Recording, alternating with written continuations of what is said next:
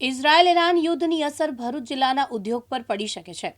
ભરૂચ જિલ્લામાં મહાયુદ્ધના કારણે દરિયાઈ માર્ગ અને બંધ થતા ટ્રાન્સપોર્ટેશનના 15થી 20% વધી જવા પામ્યો છે। ભરૂચ જિલ્લામાં અંકલેશ્વર, દહેજ, વિલાયત અને સાયખા જેડીસીના ઉદ્યોગોને ઇઝરાયલ મહાયુદ્ધથી 20% એસડીપી અને પીપીઆઈમાં 15થી 20%નો વધારો નોંધાતા કરોડોનું નુકસાન થઈ શકે છે।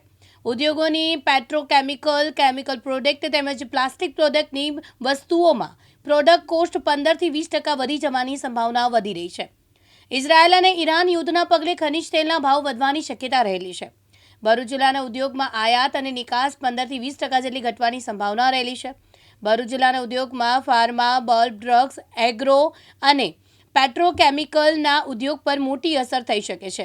ઈરાન ઇઝરાયલ મહાયુદ્ધ લાંબુ ચાલે તો ખનિજ તેલની સાથે બાય પ્રોડક્ટના ભાવ પણ ભડકે બરસે તેવું મોંઘું થઈ શકે છે। ઈરાન ઇઝરાયલ મહાયુદ્ધ જો લાંબુ ચાલે તો કંપનીઓની બાય પ્રોડક્ટ ભાવ ભડકે બળશે। ઉદ્યોગ જગતને રો મટીરિયલ મોંઘું થવાથી કંપનીઓનો ઉત્પાદન ખર્ચ વધી શકશે, જેની સીધી અસર ભરૂચ જિલ્લામાં થતી આયાત અને નિકાસ પર પડશે। ઉદ્યોગકારોના માટે આયાત નિકાસ 20થી 25%નો ઘટાડો થવાની સંભાવનાના પગલે કરોડોનું નુકસાન થઈ શકે છે।